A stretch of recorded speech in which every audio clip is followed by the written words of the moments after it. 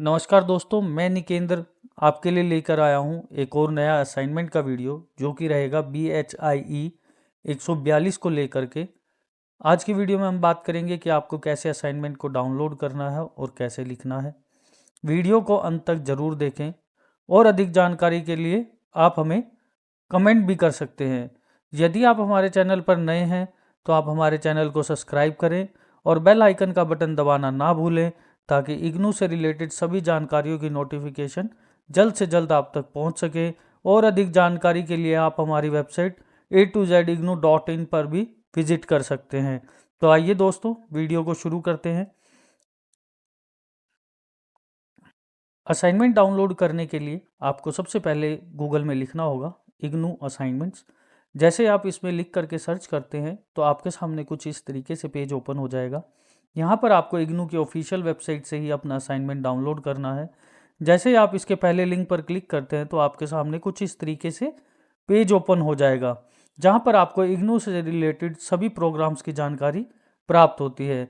आज हम बात करेंगे बैचलर डिग्री को लेकर। तो आप जैसे ही बैचलर डिग्री पर क्लिक करते हैं तो आपके सामने कुछ इस तरीके से पेज ओपन हो जाएगा। आज हम बात करें BHIE 142 को लेकर के, तो आपके सामने कुछ इस तरीके से लिंक दिखाई देगा। जैसे ही आप इस लिंक पर क्लिक करते हैं तो आपके सामने CBC के सभी प्रोग्राम्स की लिस्ट ओपन हो जाएगी। इसमें आप थोड़ा सा नीचे स्क्रॉल करने के बाद आपको यहाँ पर BHIE 142 का सब्जेक्ट देखने को मिलेगा। आज हम बात करें हिंदी मीडियम के लिए, तो जैसे आप हिंदी मीडियम पर क्लिक करते हैं तो आपके सामने कुछ इस तरीके से PDF ओपन हो जाएगी। इसमें थोड़ा सा नीचे स्क्रॉल करने के बाद आपको कुछ इस तरीके से क्वेश्चन पेपर देखने को मिलेगा, जैसा कि आप अपनी स्क्रीन पर देख पा रहे होंगे। यहाँ पर आप देख पा रहे होंगे BHIC 142, जो कि सेशन 2024 से 25 के स्टूडेंट के लिए बनाया गया है। जैसा कि आप नोटिफिकेशन इसमें देख पा रहे हैं, यह असाइनमेंट कार्य 3 भागों में विभाजित है। आपको तीनों भागों के सभी प्रश्नों के उत्तर देने रहेंगे। इसमें सभी क्वेश्चन मैंडेटरी रहेंगे, आपको कोई भी ऑप्शनल क्वेश्चन नहीं दिया गया है।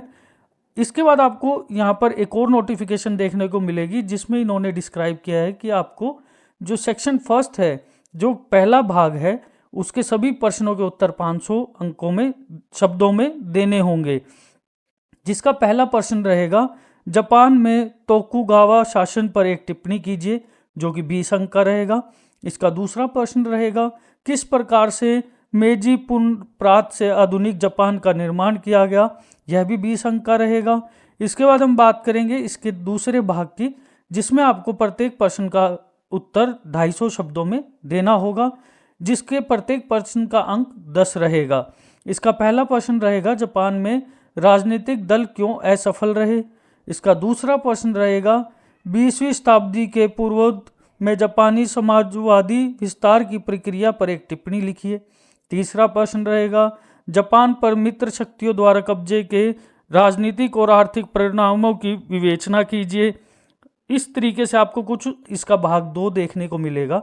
अब हम बात करेंगे इसके भाग 3 की, जिसमें आपको पहला क्वेश्चन देखने को मिलेगा, जापान में जन अधिकार आंदोलन। इसका दूसरा प्रश्न रहेगा, जापान में रेशम का उत्पादन। तीसरा प्रश्न रहेगा, जापान और आज़ाद हिंद फौज। चौथा प्रश्न रहेगा, जापान में मजदूर संघों का विकास। पांचवा रहेगा, जापान में सैन्यवाद का उदय। तो कुछ इस तरीके से आपको इसमें 3 भाग देखने को मिलेंगे। पहला भाग 40 अंक का, दूसरा भाग 30 अंक का और तीसरा भाग भी 30 अंक का देखने को मिलेगा। इसमें आपको कोई भी क्वेश्चन ऑप्शनल नहीं मिलेगा। अब हम बात करेंगे कि आपको असाइनमेंट कैसे बनाना है। असाइनमेंट बनाने के लिए आपको A4 पेज का यूज़ करना होगा, और अधिक जानकारी के लिए आप हमारे YouTube चैनल पर वीडियो देख सकते हैं। इसमें आपको सबसे पहले अपने आइडेंटिटी कार्ड का प्रिंट आउट A4 साइज पर लेना है, जिसको आप अपने असाइनमेंट में ऐड करेंगे। उसके बाद आपको क्वेश्चन पेपर का प्रिंट आउट लेना है, जिसको भी आप अपने असाइनमेंट में ऐड करेंगे। यहाँ पर आप देख पा रहे होंगे कि आपको स्क्रीन पर सबसे पहले क्वेश्चन पेपर देखने को मिलेगा। आपका जो भी क्वेश्चन पेपर रहेगा, हर असाइनमेंट में आपको अपना आइडेंटिटी कार्ड और क्वेश्चन पेपर अटैच करना होगा। और अधिक जानकारी के लिए आप हमारे यूट्यूब चैनल पर दी गई वीडियो को देख सकते हैं। इसका लिंक मैं डिस्क्रिप्शन बॉक्स में भी आपको प्रोवाइड करा दूंगा। अब हम बात करेंगे इसके पहले क्वेश्चन की। जैसा कि आप देख पा रहे होंगे, जापान में तोकुगावा शासन की एक टिप्पणी लिखिए। अब इसको हमने सबसे पहले इसका परिचय यानी डिस्क्रिप्शन डिस्क्राइब किया है, जैसा कि आप अपनी स्क्रीन पर देख पा रहे होंगे। उसके बाद हमने इसकी पहली हेडिंग डिस्क्राइब की है जो कि है राजनीतिक संरचना। तो इसको भी आप अपनी स्क्रीन से देख करके लिख सकते हैं। तोकुगावा शासन के दौरान जापान की राजनीतिक संरचना को सख्ती से नियंत्रित किया गया। तो कुछ इस तरीके से हमने इसको डिस्क्राइब किया, आप अपनी स्क्रीन से देख करके लिख सकते हैं। उसके बाद हम बात करेंगे इसकी सामाजिक संरचना, इसके बारे में भी हमने इसको डिस्क्राइब किया गया है। तोकुगावा शासन की सामाजिक संरचना 4 प्रमुख वर्गों में विभाजित थी: सुमराई, किसान, शिल्पकार और व्यापारी। इस संरचना को शिनोकोशो कहा जाता है। तो इसके अंदर हमने 4 पॉइंट इसके डिस्क्राइब किए हैं, जिसमें पहला रहेगा सुमराई, दूसरा रहेगा किसान, तीसरा शिल्पकार, चौथा व्यापारी। इसके बाद आपको इसमें एक और हेडिंग देखने को मिल जाएगी जो कि रहेगा आर्थिक विकास। तोकुगावा शासन के दौरान जापान ने महत्वपूर्ण आर्थिक विकास किया। शांति और स्थिति के कारण कृषि उत्पादन में वृद्धि हुई और स्थानीय लोगों का विकास हुआ। कुछ इस तरीके से आपको इसके बारे में डिस्क्राइब करना है। इसके बाद हम बात करेंगे इसकी नेक्स्ट हेडिंग की, जिसमें है संस्कृति और कला। तोकुगावा युग में संस्कृति और कलात्मक क्षेत्रों में भी महत्वपूर्ण प्रगति हुई। इस अवधि में जापानी कला, साहित्य और थिएटर का व्यापक विकास हुआ। इसमें आपको 3 हेडिंग देखने को मिलेंगी, जिसमें पहली है ओकियो ए, दूसरी हेडिंग रहेगी कुबकी और नो थिएटर, तीसरी रहेगी साहित्य। तो इनके बारे में भी आप डिस्क्राइब कर सकते हैं। उसके बाद हम बात करेंगे इसके नेक्स्ट हेडिंग की, जो कि रहेगी धार्मिक और दार्शनिक प्रभाव, जिसका आंसर रहेगा तोकुगावा युद्ध में धार्मिक और दार्शनिक प्रभाव का महत्वपूर्ण स्थान था। कन्फ्यूजीवाद और बौद्ध धर्म की विचारधाराओं ने समाज और प्रशासन को प्रभावित किया। कुछ इस तरीके से आप इसका कंटेंट भी डिस्क्राइब कर सकते हैं। इसके बाद हमारी नेक्स्ट हेडिंग आती है पतन और अंत। तो इसके बारे में भी हमने डिस्क्राइब किया गया। तोकुगावा शासन का पतन 19वीं सदी के मध्य में शुरू हुआ था, जब पश्चिमी शक्तियों ने जापान को खोलने और अंतर्राष्ट्रीय व्यापार के लिए दबाव डाला। तो कुछ इस तरीके से आप इसका पतन और अंत के बारे में भी डिस्क्राइब कर सकते हैं। इसके बाद हम बात करेंगे इसके निष्कर्ष की। तो आप इसका निष्कर्ष भी अपनी स्क्रीन से देख करके लिख सकते हैं। इसके बाद आपको इसका क्वेश्चन नंबर 2 देखने को मिलेगा, जैसे कि आप अपनी स्क्रीन पर देख पा रहे हैं। किस प्रकार से मेजी पुनर्स्थापना के आधुनिक जापान का निर्माण किया। तो पहले हमने इसके कुछ परिचय को डिस्क्राइब किया है। मेजी पुनर्स्थापना जो कि 1868 में शुरू हुई, जापान के इतिहास का एक महत्वपूर्ण मोड़ थी। इस घटना ने जापान का फ्यूडल शोगुन के युग से निकाल कर एक आधुनिक और औद्योगिक राष्ट्र बना दिया। तो कुछ इस तरीके से आपको शुरू में इसका डिस्क्रिप्शन थोड़ा सा डिस्क्राइब करना होगा। उसके बाद हम बात करेंगे इसकी पहली हेडिंग की, जो कि रहेगी ऐतिहासिक पृष्ठभूमि। मेजी पुनर्स्थापना से पहले जापान एक बंद समाज था, जिसमें टोकुगावा शोगुन का शासन था। यह युग 1-2 पीरियड के नाम से जाना जाता है। तो कुछ इस तरीके से आपको इसकी ऐतिहासिक पृष्ठभूमि के बारे में डिस्क्राइब करना होगा। इसके बाद आप इसकी नेक्स्ट हेडिंग देख पा रहे होंगे, जो कि है मेजी पुनर्स्थापना का प्रारंभ। तो इसके बाद आप इसके बारे में भी डिस्क्राइब कर सकते हैं। 1868 में टोकुगावा शोगुन को समाप्त कर दिया गया और सम्राटी मेजी को सत्ता सौंप दी गई।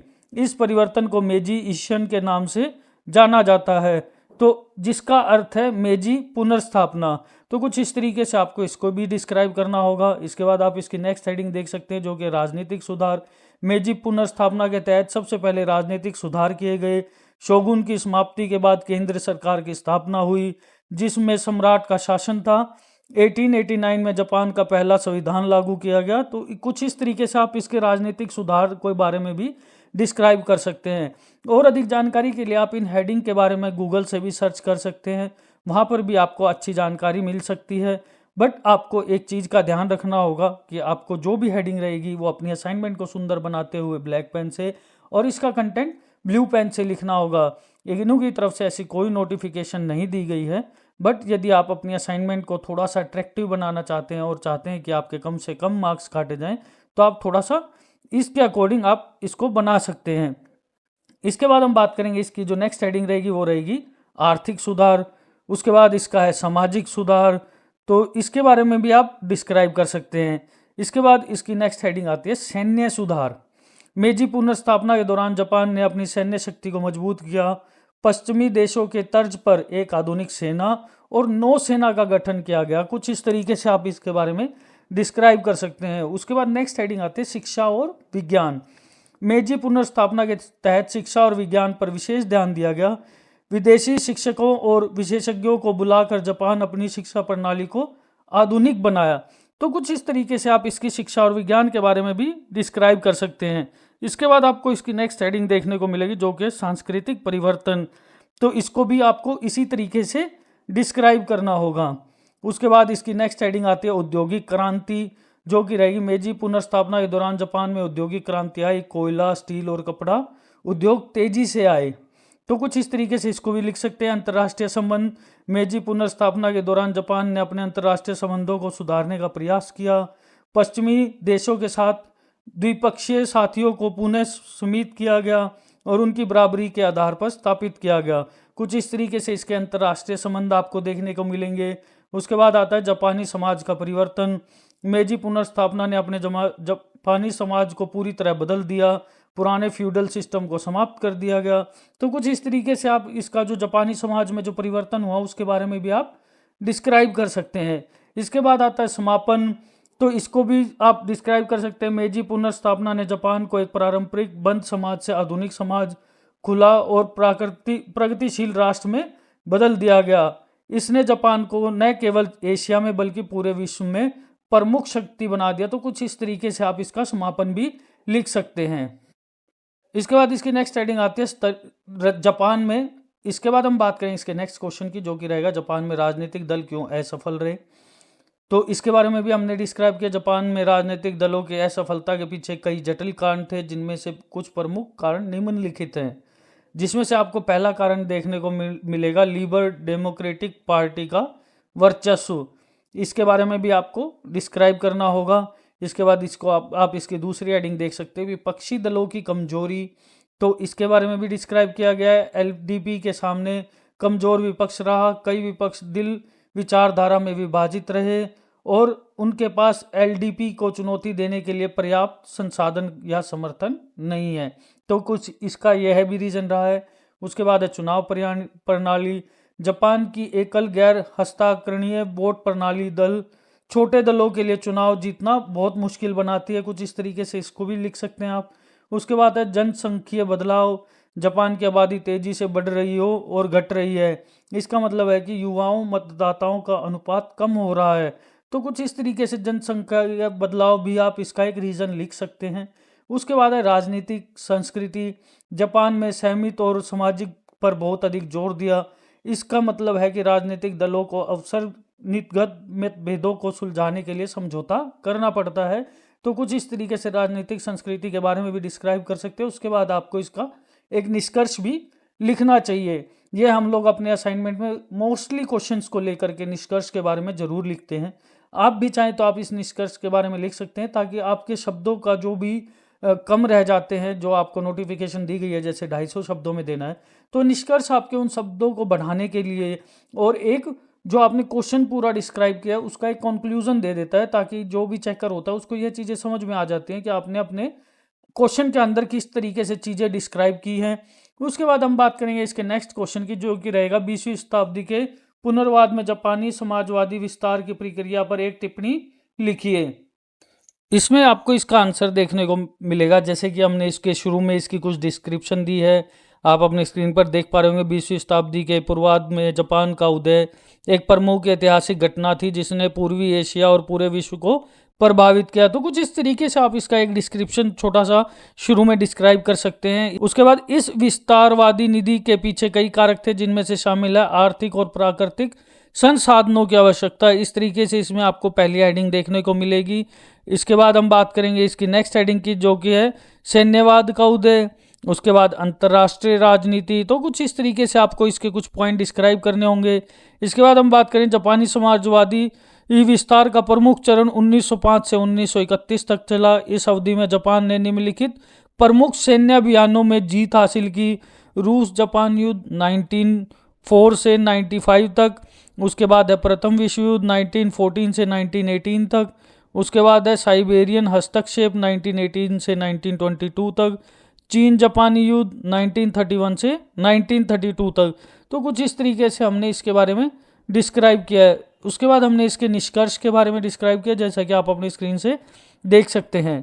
अब हम बात करेंगे इसके 5वें क्वेश्चन की, जापान पर मित्र शक्तियों द्वारा कब्जे के राजनीतिक और आर्थिक परिणामों की विवेचना कीजिए।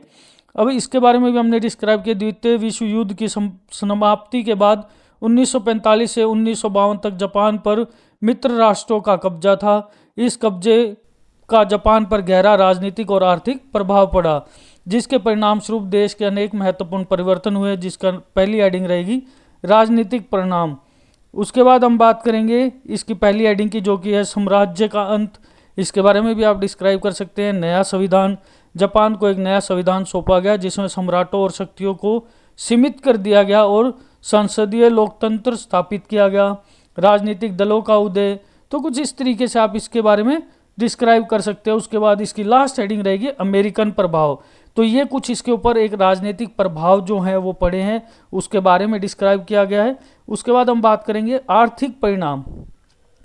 इसमें पहली हेडिंग आपको देखने को मिलेगी विनाश, दूसरी हेडिंग आपको देखने को मिलेगी सुधार, आर्थिक सुधार और अमेरिकी सहायता। इस तरीके से आपको इसमें 3 हेडिंग देखने को मिलेगी। तो ये हमारे कुछ आर्थिक परिणाम रहे। इसके बाद आप इसके निष्कर्ष के बारे में भी अपनी स्क्रीन से देख करके लिख सकते हैं, जैसा कि आप अपनी स्क्रीन पर देख पा रहे होंगे। अब हम बात करेंगे इसके सेक्शन 3 की, भाग 3 की, जिसमें पहला प्रश्न रहेगा जापान में जन अधिकार आंदोलन। जापान में जन अधिकार आंदोलन 1870 से 1880 तक चला, जिसके मुख्य बिंदु हैं समय 1870 के दशक से 1880 के दशक तक। उसके बाद इसका उद्देश्य लोकतंत्र, नागरिक स्वतंत्रता और संवैधानिक शासन की स्थापना करना।